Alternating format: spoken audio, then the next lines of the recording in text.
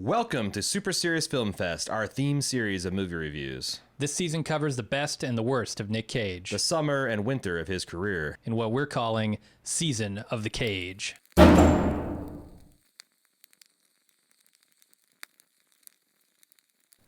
The Weatherman, a 2005 film directed by Gore Verbinski, stars Nick Cage as David Spritz, a Chicago area weatherman living under the shadow of his Pulitzer Prize-winning father, a stereotypical great man played by Michael Caine. Professionally, he's doing quite well as he entertains a national offer from Bryant Gumbel. That's right, the Bryant Gumbel, played by, and you may find this shocking, Bryant Gumbel. But personally, his life is a wreck as family trouble, health scares, and a constant stream of thrown fast food batter him, both physically and mentally. Throughout the film, Dave will make several attempts to find his center, relationship counseling, attempting to be a bigger part of his children's lives, sorting things out, and getting it together to win his father's approval. And when all else fails, archery. This movie is about a man's struggle to come to grips with the fact that sometimes things don't go the way you might have planned, that no one is the master of their fate, and that life can be about more than just sucking and chucking and jerking and fucking up.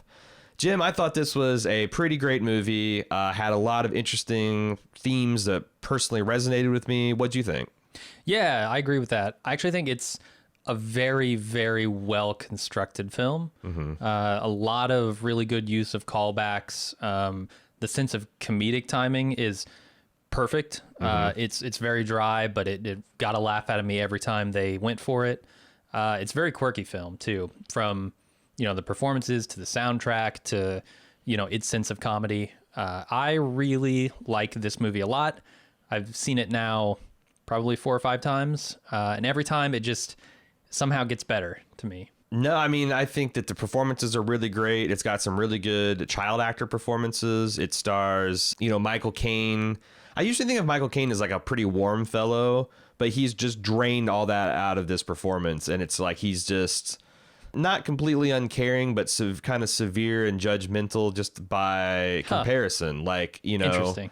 Like he's this great man. He served in the war and he's this famous author and he's awarded and decorated and wealthy. And his son is just kind of wealthy. And he's, like feels like a fraud as a weatherman. Like this movie, I think, can be an uncomfortable watch because Nick Cage is behaving just terribly. And it's not one of those movies that kind of validates that. It's more of a movie. By the end, you see that like accepting some of this stuff that's just never going to change, and that he's fucked up beyond repair, and we all can't be the heroes that we thought we'd be, and maybe being heroic looks like something completely different than it was in the case of our fathers. I'll give it 2 flying frosties. 2 flying frosties, and I'll throw in a big gulp. 64 ounce, mind you, not these shitty 44 ounces. Right, super big gulp, and not diet either. That's just a orange soda coming at you, 700 calories. What are you going to do? Man, there's some really great imagery. Like, I felt like the way the movie kind of opens and closes with the scene of these, like, that semi-frozen Lake Michigan, like, really describes, like, how buttoned down, like, Nick Cage is. Like, he tries to conduct himself like his father when he has, like, his father, it seems like everything in his life is kind of under control. Yeah. We soon see that that's not the case at all. But he's kind of got this affectation, whereas Nick Cage his life is in constant chaos. He's lost his wife and he's in denial about it. He's losing his children. He thinks he's a fraud at work. And like that image of a semi-frozen Lake Michigan, I think was super cool because he's not beyond redemption. There could be a chance of a thaw. It's not just completely blocked in. Yeah, they have absolutely nailed, in my opinion, the theme, the setting, and the metaphors in this movie. Right. This idea of a frosty Chicago very much feels like it's both chaotic and also frozen at the same time in place, which I feel like describes Nick Cage's character. Sure. There's this layer of ice, and we can see it on, the archery targets that he's shooting at. That just is kind of over Nick Cage, keeping it from doing anything, making any progress. And the idea that he is a weatherman, that he's trying to predict something and master something that can't actually be mastered and Right. predicted, right? And It's that's a chaotic how he, system. right? It extends, and they say that in the movie. Because it's just wind. It's wind. It blows all over the place. What the fuck? And I feel like at some point he understands what that means to his own life. But throughout the movie, he's struggling with that concept of, I just want to know it all. I want to keep it under control, and things will be good if I can do that. Yeah. And by the end of the movie, where he finally, the frost thaws, and he goes to New York, and he gets this job, and he comes to terms with who he is, and what that means for his life. I think it's excellent. And then you throw in the archery stuff with the idea of focusing, because throughout the movie he's portrayed as this very scatterbrained person. Yeah. Right. Dave he's not exactly a fuck up. Like, he's good at some things, like mastering the green screen, for instance. But there's this constant level of scatterbrainness that is him, that he can't quite get past. But by the end of the movie, he does. And the archery certainly helps with that. Yeah, I felt personally attacked at the scene where he's trying to get tartar sauce. I heard you! Tartar sauce! What happened to the guy who was trying to go around the world in a balloon? Did he make it? I should put some espionage or stolen plutonium in my novel, Tartar Sauce. Spice it up. Neil Young. Fuck, it's cold. Neil Young. Why am I thinking about Neil Young? Neil Diamond. Neil. There's not a lot of famous Neils. Is this Wednesday? I wish I had 2 dicks. There we go. Anything else? No? But like, I literally did that same thing to my wife the night before, where like I was going upstairs. She's, hey, while you're up there, go grab such and such a load of laundry. And I went and changed into my pajamas and forgot the clothes. And she didn't even say anything. I just saw, like, 15 minutes later, I saw her silently walk by with the clothes. I'm like, fuck, man, you're fucking up. So I really identify with some of the struggles that David is going through here. This nice, efficient 5-minute scene tells you their entire relationship, right? And what's really instructive about this scene is that everything leading up to it has really illuminated the base lies he's telling his wife. Because he says, he starts off in the start of the movie, it's like, my job's pretty easy. It's like 2.5 hours of work, if you can call it that. I'm not a meteorologist. I have a meteorologist tell me what's going to happen, and I just point at the green screen and do it. So, like, the difference between me and Dave is like, when I fucked up the laundry the other night, I'm like, oh, shit, you got to, like, redouble and start paying more attention. Like, this is a warning sign. This is a personal red flag. This isn't an excuse to just be like, fuck it, whatever, I'm busy. Yeah, I think the most identifiable part of his struggle, to me at least, right, was this idea of the narrowing options that are presented to you as you get further into your life. And that's, I think, both a good thing and a bad thing, right? There's this idea of, if you're a man, the Renaissance man, who is good at everything, and he can just seem to do it all. And that's very much at odds with, I think, the message of this movie, which is the focus, the idea of being the person you are and not trying to be something else that you think other people want you to be, or that you personally think you should be. Because this movie is very much a war within Nick Cage's own head, a war of his own construction that he's fighting. Right. And I think it's to try and be everything to everyone. And only when he focuses up and says, this is who I actually am, can he find peace. You're supposed to understand, right, that a lot of what's going on with David is a reaction to his relationship with his father. Absolutely. I think this movie centers around an inferiority complex that he has. Yeah. He's definitely living in the shadow of a great, what he perceives even as a great man. And I don't want to argue too much with the idea that Robert is a great man, right, but he's a great man in a very specific arena. And that is the arena of writing, the arena of being an author. He didn't try. And at some point in the movie, you can track that, because Robert says, look, I'm an author. That's what I do. That's my thing. And he almost tells Nick Cage, look, you need to not try and be the thing that I am. Be the thing that you are, and don't try to be the everything. Right. Well, and I think that some things his father did directly feed into that. If you read between the lines, like the first time we meet Michael Caine's character, he is just a nonstop criticism of the children. Who's an angel? Shelley. Shelley is grossly overweight and unhappy. I'm concerned about her, as I am Michael. How much of that did David hear? Like when David started showing like flashes of interest that maybe his father didn't approve of, is it like, did he hear, well, you can't do that, David, because you're too clumsy? Or, David, you can't do that because you're not as big and strong. I had a very different view of Robert in this movie. And I think it's the view that the movie was trying to give us. And I will talk about how I think the acting a little bit betrayed this, but I think the movie very much, even the protagonist is trying to tell us, look, Robert was a very good father.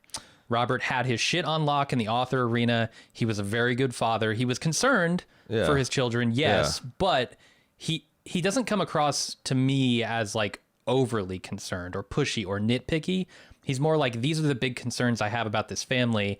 And he goes to his son and he voices those concerns, but he's not in there trying to mix shit up and stir shit up, right? And tell him how to get it under control. He's just saying, these are the problems I see. You should do something about them. Yeah. And when Nick Cage, an obvious fuck up at this point in the movie says, oh yeah, I'll get it. I gotta get with my daughter and I gotta change her mind and make her love me and everything will be good. Michael Caine doesn't roll his eyes like he should and say, oh sure, buddy. Yeah, that'll happen. He goes, okay. I don't know. That felt like the kind of things that would be little slings and arrows that would destroy your confidence and make it seem like you're living up to an already impossible ideal. I don't think Michael Caine did it on purpose. I don't think he's a bad man. I just think that, he's an old guy that is living by different rules, But I don't know, like maybe his daughter and his son will at the end be happier and more well-adjusted than David was, not growing up in the shadow of, because like whatever David becomes, I don't think going to be a great man. Like Brian Gumbel isn't a great man. No. Brian Gumbel's an entertainer. He's not doing great things, right? He's a very popular person. He's popular and he's important and he's like, but like great men, great women are reserved for like the Harriet Tubmans of the world and the people who don't get pies thrown at them. Yeah. What's really interesting is like there's not a big shift in who he is at the beginning of the movie and who he is at the end of the movie, right? No, I think it's a shift in his perception of himself. Right. Not who he actually is. Right. That I can be like a weirdo. Like if I want to be, I can be the guy that is walking around New York City with a bow and arrow, which may also deter things getting thrown at you. If you think that maybe something can get thrown back at 400 feet per second. Right. How much of this movie is him being emotionally backed up because his wife left him? And it's a huge part. And the fact that how in denial, like he's thinking that like as she's planning to marry her, fiance, I guess, like he's still wanting to get back together, like come to me with New York and this will fix everything. More money, right? Yeah. He's already making plenty of money. Yeah. He's making 200 and something thousand a year. He thinks 1.2 is going to fix a problem. Right. And she's like, I don't love you. I can't remember when I love you. In fact, I hate you. It's just like, how could he think that was something that could happen? It's almost like that's the one thing that bothers me is like just a little bit how delusional he is, but he's a weird guy. Like they make it clear when they're doing this montage of how cushy his life is. He's making $250,000 in Chicago. He's got a very nice like Home Alone style family home, but there's this one scene where he's at like a beer festival as Abraham Lincoln. I receive a large reward for pretty much zero effort and contribution. The shakes and stuff are a reaction to that, I think. But he's not taking any pleasure or passion in this. Yeah. Like almost because it's too easy. Like he's in that scene, he's describing how easy things are for him. But like, what's hard is remembering to fucking tartar sauce when you don't give a shit about it and you're scatterbrained, or putting in time, like making like keeping promises that you make to your friends and family. The hard work of actually maintaining a relationship, he doesn't want to do, but the easy stuff of just, sexual conquests and climbing the corporate weather ladder are things he's utterly uninterested in and don't motivate him, to the extent that there's this really great scene of like his son visiting him on the weekend and him just sitting there ignoring phone calls from this lucrative offer that he's actually said that he's pinned all his hopes on, and he's just going to let it die by apathy. Like, what a hell of a thing. Yeah, it makes me wonder what made Dave the way he is. And I know some of that is living in the shadow of his great father. I think another big part of that is, like I said, how easy everything is for him. You know, when you have a great father who makes a lot of money and is able to give you many opportunities and kind of just let you sail through life. I mean, most people would kill for his job, right? You work 2 hours a day, you make $250,000. Most people would kill for that job. And Nick Cage, David in this movie simply gets it. You know, for no effort. He hasn't earned a degree in order to get where he is. Actually, no, he does have a degree, but it's not in meteorology. Yeah. Right. He seems to get everything he wants very easily. And on the flip side of that, when he doesn't get what he wants, he has no idea why, and he has no idea how to go about getting it. Because he's lost, you know, his family. He has no idea how to go about fixing that. Yeah, because he's never had to work hard for anything in his life. It's interesting because there's another scene where he's parked outside his old house and he's looking at it. It's like, look at this big, nice, like it's a Home Alone house. Look at this house. Someone should be happy here. How did I fuck this up? Seriously. What if I remembered the tartar sauce? You know, those are great questions, and the fact that he really fucks up the therapy. They go to this kind of like hokey group therapy. It's almost like a team building exercise. Yeah. And, you know, he fucks up everything right from the jump, but he, for whatever reason, like really embraces this archery thing. We warm up, then do basic focus drills. Stuff you never think about, like closing an eye without moving your face. Because your face is the anchor point for your hand. That allows you to focus. You have to keep your triangle against a lot of force. Reminded me a lot of like focused meditation. Absolutely, that's what it is. And you can see even in the fabric of the film, and this is why I say it's such a well-constructed film, is because even you can see in Robert's scenes how everything is just calmer and quieter. And then you get Nick Cage in his scenes and everything is chaotic, right? People are honking horns, it's snowing, he's driving, he's thinking. Right. It's all a jumble. That's what the archery in this movie is there to do, is to focus him. Right. You know, it's also like there's a other metaphor where Nick Cage's kind of like lies make him look worse. Like, for the classic example is his father said, "Hey, I'm going in this lab. Would you get me a newspaper when I'm out?" Where's the paper, David? I didn't have enough money. You bought a coffee. Yeah, that. And then I didn't have enough money. After. You should carry more than $1, David. You're a grown man. He just looks like such an asshole. And there's a couple times where he does that with his father, his children, and his wife.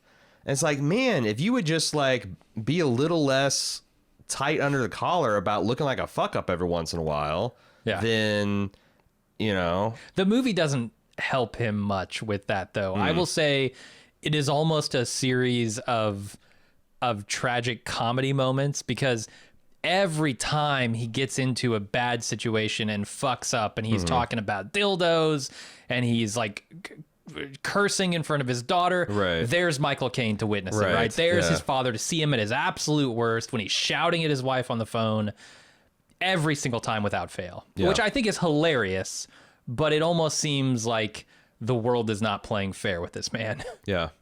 There's just a lot of cool subtleties between the relationship with him and his father. Like, for example, so he's going to give a pre-eulogy at his father's living funeral.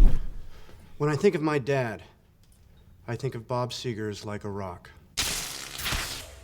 Like a week later, his father comes by and he's like, "I want you to explain something to me." And he's listening to this Bob Seger song. And he's like, "This doesn't sound like me."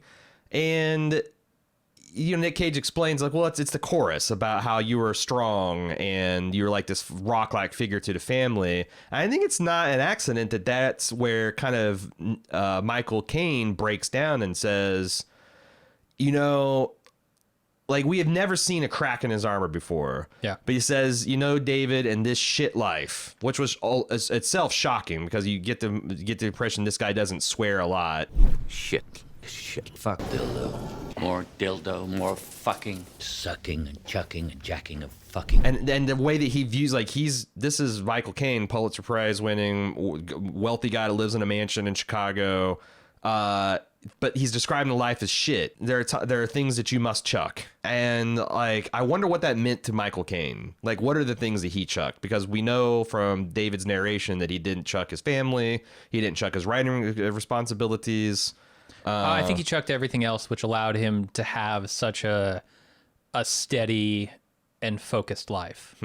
Right? This idea, because it's all in the context of him writing this book, trying to be his father, essentially. And so he says, like, when he says, yeah, I threw out the writing that I was doing, he doesn't say good because it sucks. What he says is there are some things you must chuck to become essentially the person you need to be in order to get through this shit life. Yeah.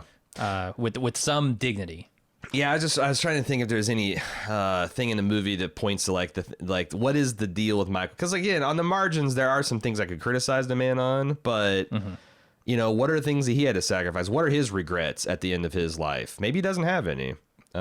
He's fairly old, Michael Caine. He's distinguished and successful, and seems like he has a nice family. Yeah, I think we are going to attempt to rewrite this movie, or at least make some tweaks and improvements later on. Yeah. But that's maybe one of the things that I would look further into is Nick Cage's or David's background a little bit with his father. Trying to understand a little bit more about Robert. I think it's interesting how they try to explain why David's getting this shit thrown at him. And he has this long fantasy sequence of imagining someone watching him at home. What kind of name is Spritz? It's a bullshit name. It's a TV name. He's bullshit. It seems like that's not the case. What it seems like is that Dave Spritz just is an asshole to the people he meets. Like, he's resentful of the fact that he's the weather guy. And, you know, when people come at, you know, like the shtick that he started, like, you know, the nipper. What's the nipper this week? He just fucking hates it when people come up and ask him the nipper. So I think it's important to note that he doesn't like the nipper either, and that he didn't start the nipper. It's a thing that he's forced to do by the network. But changing his name, I think, is important, right? Like, well, I mean, at some point he had to go along with that. I think. Yeah, and it's successful. Like, he's getting the Al Roker position on this fictitious good, you know, Hello America, because he has these flares and these, like, you know, Al Roker was hired because he's Al fucking Roker, not because he's some boring beige dude from the suburbs. Like, he's kooky and he wears crazy costumes. He doesn't care about, you know, embarrassing himself. And I feel like there's a little bit of this, the weather guy, he's stood out because he does do the nipper and he does have his lot, and he has like a lot of color, and that's what's made him successful. I agree. And he's resistant to the idea that that's what he is now. Yeah. He's still looking for all those other avenues that he describes as narrowing, you know, those people he could be. He doesn't want to just be the weatherman at the beginning of this movie. But I absolutely love, the number one thing I love about this movie is the fast food stuff. This is another one of those things that I think is expertly crafted in this movie, because they don't start off with this montage of they could start the movie with this montage of him getting hit with all this food to kind of explain to us this happens regularly, but they let this build so masterfully throughout the course of the movie, and they do it just often enough to where they set it up and they go, okay, he gets hit with the shake or whatever it is, right, and then they let it just sit for a good 20 minutes or whatever, and you don't even see the next one coming. The big gulp to the face when he's talking to his wife. Let's see somebody work it out. I'm not even sure how these people are identifying him in these situations, because they identify him from the rear, which I gotta think is a view of a weatherman you don't get very often. Yeah. And they identify him when he's sitting in his fucking car, and they're just ready with the food, but they let it linger just long enough to where I forget that it's gonna happen. Right.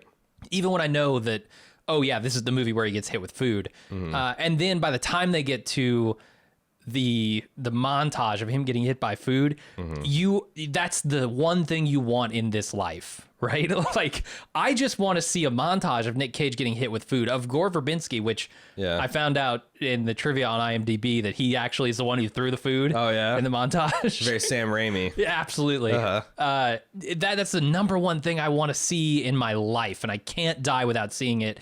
and they finally give it to you. And it's just like this climax of food, fast food to the face porn that, oh man, it's perfect. He's wearing different outfits. He's in different situations. He's like, yeah. And I will say Nick Cage is a master at taking a taco to the chin. Like, that guy does not flinch when it's incoming, and he knows it. That's the thing that I thought was amazing, is like it's all shot in close focus, slow-mo, and he leaves his face completely vulnerable. And like we talked about, like getting it with 64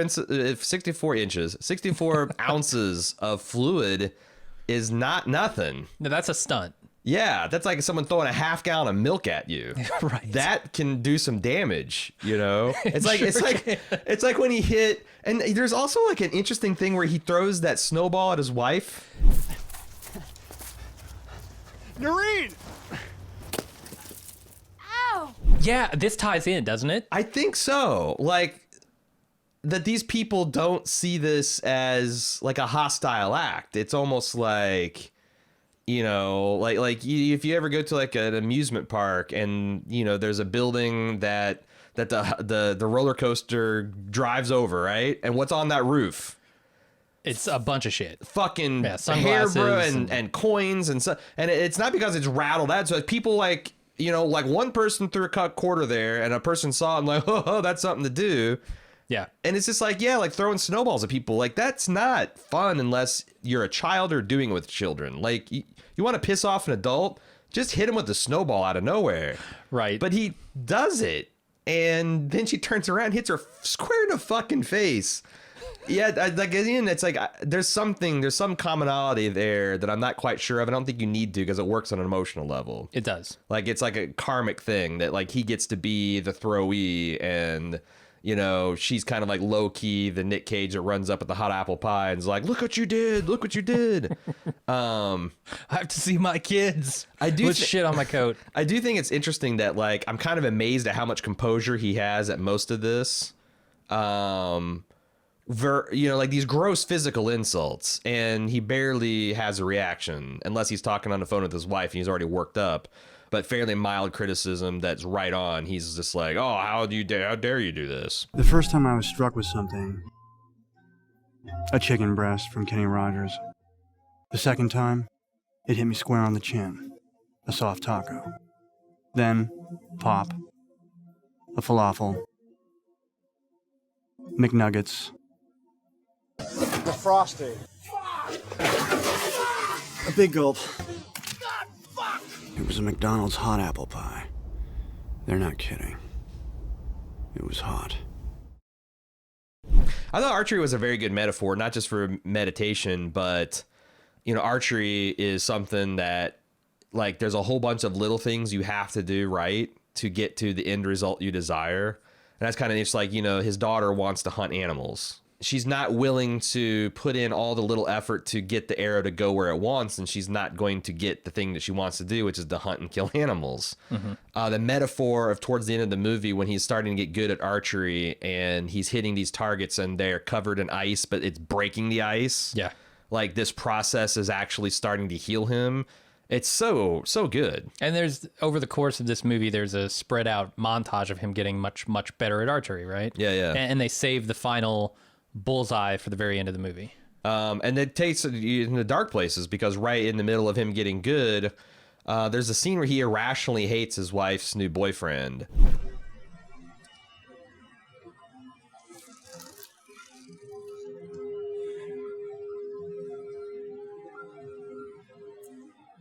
He almost killed his wife's boyfriend.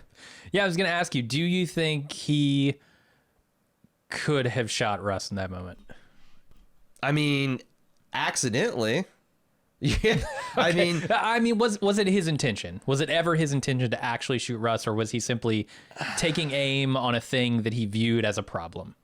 What's scary, here's my answer to that, because what I think is, because that's an unknowable question, but what I think is scary is when you listen to him describe the process of slapping him in the face with those leather gloves. I don't really know why what happened next happened.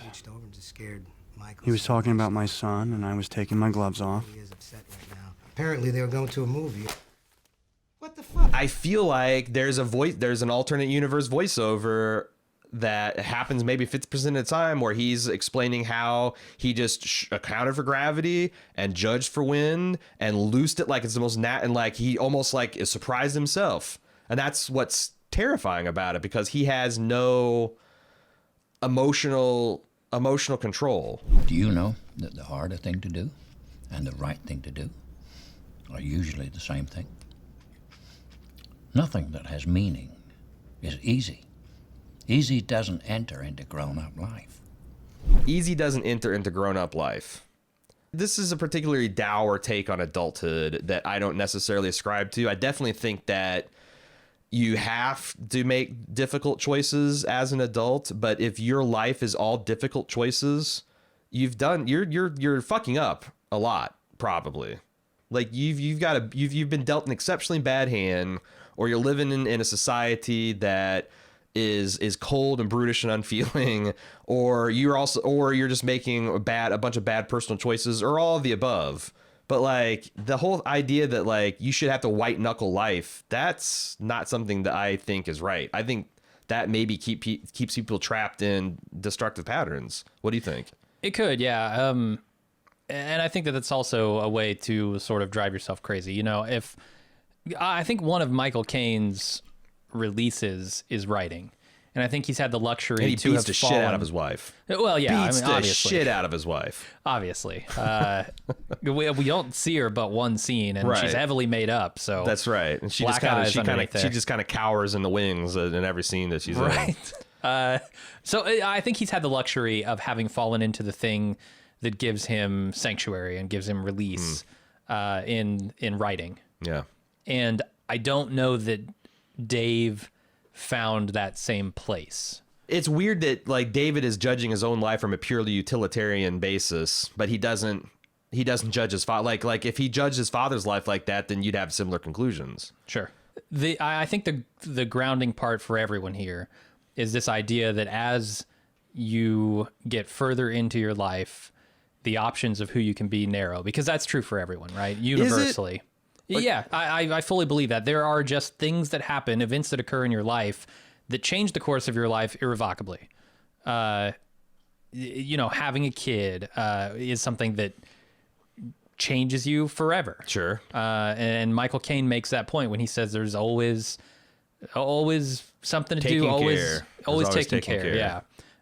And I think it's so poignant because this man who's on his deathbed is still taking care. You know, up to the moment he dies, he's going to be taking care of his family, of his business. And I think that is the thing that tracks, and that is the thing that becomes sympathetic and can identify Dave with everyone. While it's true that there's things that happen in your life that irrevocably change you and close down opportunities, there's also things that happen in your life that present more opportunities. And I don't think it's like there's ever a point until you die that's a zero-sum game. Like like Nick Cage's thesis that in his mid-40s I've collapsed into a singularity of me as a weatherman. That doesn't seem to track. You definitely, like when you're a baby, there's like almost infinite possibilities of what you could be. And then like, you know, when you get into midlife, there are certain restraints on you and restrictions on what you can do as far as, you know, moving, retooling career. But like a lot of those are just, they're not restrictions so much as people unwilling to contemplate that level of change. Well, I think one of the things the movie is trying to say as well is that it can be the very idea of this limitless possibility, like this limitless sea of possibilities of who you could be that could make you unhappy. Yeah. Because that's what Nick Cage is experiencing at the beginning. He's trying to figure out who the hell he's going to be, what's going to make him happy. And I think by the end, you know, the movie has said there's a path that you can take where you can be happy as long as you're willing to accept that that's who you are. He doesn't like being a weatherman, but he accepts being a weatherman, and making that choice allows him, like you see at the end of the movie, he's being a better father to his children. He's coming home every weekend instead of every other weekend. And you get the opinion that he misses a lot of those weekends, and tries to like do way too much stuff in those weekends. But like, he's a better man for changing, or accepting the change that's being thrust upon him. Like I said, it doesn't seem like a guy whose possibilities have collapsed down to one. It sounds like a guy who had several possibilities and decided this is the best one to go on. Yeah, that's fair. Can we talk about him beating up the pedophile drug therapist. You say pedophile drug therapist. I just say guy who got way too stoned. Because there's no way a man who talks like, oh, you guys are here shopping for sweaters. Fuck. You're just looking for clothes. Yeah. Yeah. Fuck. Yeah. I'm looking for clothes. I'm here shopping for sweaters too. Like a new wrinkle of the universe just unfolded in his brain. Is not stoned out of his fucking mind. Do you, when you get stoned out of your mind, do you have an irresistible urge to take shirtless photos of 15-year-olds flexing? I mean, people react to drugs in different ways. And while, no, I don't. Yeah. I mean, maybe this guy does. Ask your doctor if marijuana is right for you in like 20 of the 50 states. And the others, your doctor. Stay the fuck away. It's the devil's weed. I don't know. Like I thought that was I mean, this is just heinous. You got this guy who's a youth counselor and he's molesting kids. Right. And it's played as a moment of triumph that Nick just beat his ass and that's it. Because now he's going to lick his wounds and get another kid and start grooming him, and you know, God knows what happens if a parent's not paying too much attention. It is a weird moment of like personal vindication and triumph, or like a victory note that I felt like, oh no, this is exactly the wrong thing to do. Yeah, I think this is probably the weakest part of the movie, in my opinion, and maybe something that didn't even need to be in there. Because all it does at the end, at the conclusion of this storyline, when he beats the shit out of him, is raise more questions for me. Like, is that the end of it? Why would Michael not be in trouble with the police anymore just because he beat this guy's ass? Is this guy going to go do this again to some other kid? Yeah. What has this actually solved? And all those things are running through my head instead of what the movie wants me to feel, which is, like you said, that moment of triumph. Yeah. And like, yeah, there's like a weird scene where like Michael's like looking at his bloody fists and like, you know, kind of being general. Like, I guess it would feel good if you thought your dad tuned up a guy that tried to assault you like that. Absolutely. But it also feel good to see that guy go to prison and loses, you know, bare minimum, lose his counseling job. It's bad enough your kid is 15 years old and doing illegal drugs, doing things that like maybe their brain chemistry isn't ready for. And also it's definitely going to hurt their school, and he's getting in fights and getting into like the fact that your kid is just kind of hitting the skids is bad enough. Like, do you need to throw, he's also being molested by an older man into the mix? Yeah. And the movie on almost every level goes for the mundane when it can, except for this one, which seems like beyond the pale exception. Yeah, I agree. So why not just stick with, you know, the kid is addicted to pot? Yeah, because the daughter is like, she's chubby and she doesn't know how to dress and she's going through the awkward teenage and she's getting a little bullied, but she's not getting raped by a male teacher or a janitor. You know, like I already thought that the kid was already going through pretty extreme things, and then they throw, and also the counselor is just like, it's a stereotypical, like, this is what a child predator looks like.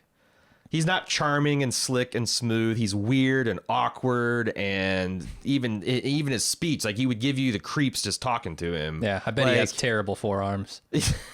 What the fuck? Like, that's not, I mean, child predators can look like that, but they can also look like me or Jim, or they don't look like me.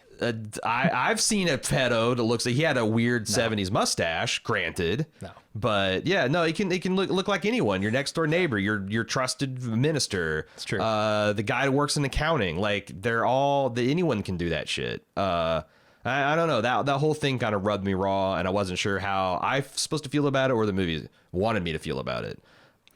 I will say the other one thing that I thought maybe they slightly missed the mark on is, over the course of this movie, I was getting the impression that the movie wanted me to think very highly of Robert. Think that he was, in fact, a very good father. He's a concerned grandfather who's making the right moves to try and get his son in line to you know, fix this problem with the grandkids. Michael Caine's acting betrays that just the slightest bit, because I do feel like every time he delivers a line, it's almost with a vague hint of disapproval. I think that's so funny, because I think that's like the whole point of the performance. You're supposed to understand that. I think it's a missed swing on a performance, honestly. Really? Yeah, because I think the movie wants me to think highly of Robert. Like I said, I think to me, I think the point of Robert is just like David, well-meaning, trying to do everything right, but he fucks up his kids in ways he can't even imagine. I think you're supposed to see Robert as the world sees him, but the way he interacts with David is a glimpse into how even that concerned but not pushy, gentle but still judgmental, that kind of can sap your self-confidence and your worth as a person, because you'll never measure up to it. It's interesting because like even when David made it to the pinnacle of his kind of career, like this is the equivalent of winning a Pulitzer for a weatherman, his dad kind of like almost sardonically says, "There's more money than I ever made. That salary. That's quite an American accomplishment." But what the fuck does that mean?